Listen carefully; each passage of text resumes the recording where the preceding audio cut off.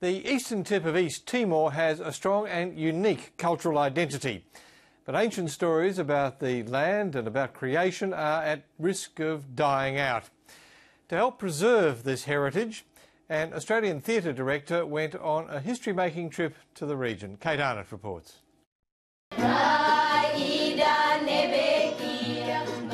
The Loutham district of East Timor is a place of great beauty. But like many areas of the country, it suffers from high unemployment and poor access to education, health services and clean water. What the district and its capital Los Palos do have, though, is a rich cultural history. One of the things about Los Palos is because of its isolated nature at the very eastern end of Timor-Leste, culture is very strong, stories are strong, traditional music is strong. Older generations have kept the cultural practices alive, but the social and economic pressures on the younger generations mean it's all in danger of being lost. I think it's really important for us to know about our culture. It has connection with my history, but I haven't known it deeply. Ancestral stories about creation and the land are especially important to the district's elders. To help preserve those stories, Australian theatre director Catherine Simmons travelled to Los Palos with her son Luca and the support of AsiaLink and aid agency Many Hands International. What followed is a fascinating story.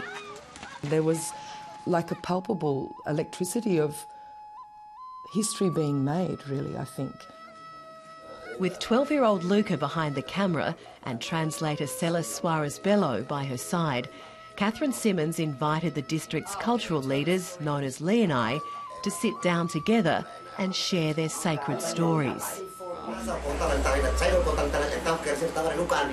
Meeting with the Leonai in the house one day with possum wine and lots of cigarettes and sitting in a crowded circle and drinking black coffee and they brought out butcher's paper and one man had the pen and they're writing things down. There was an air of seriousness and trepidation. It's the first time that they'd ever been in a room and started to speak their story to the other Ratu. They were fascinated in each other's stories. To ensure the stories live on, the Leonai were asked to consider allowing them to become public, using theatre and the young people of Los Palos.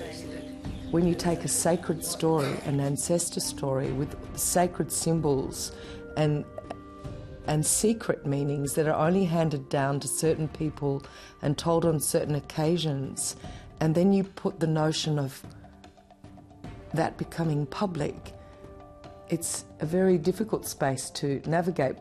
Sensitivity is very, very important. These stories, for these people, they're very powerful and actually in a way that we can't understand. At the end, we can do sacrifice something because of telling the story. In Timor-Leste, if we tell something that's really sacred, like say their name, ancestor name, we should kill something for telling their name. Yeah, so it's kind of respect. After a lot of heated debate, the Leonai gave permission for their stories to be transformed into movement and dance. Some parts of the stories, though, were deemed too sacred to be revealed in an open forum. As the next step, Catherine Simmons rounded up the local dance group. Put to the group, what about the notion of you enacting the stories? And they were, wow, yes, we want to know. We want to know. We've never heard these stories. Hours and hours of rehearsals followed until the performers were ready to team up with the Leonai and share the creation stories in public for the first time. It was also the first time the stories had been told using theatre and the first time many people in the community had seen live performance.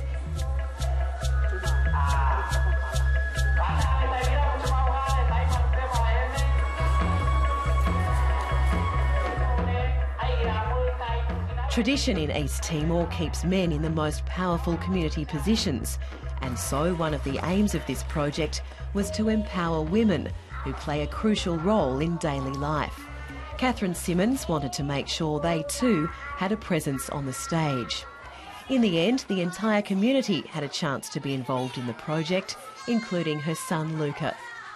I feel really lucky because not much kids my age get to go to a third world country like this.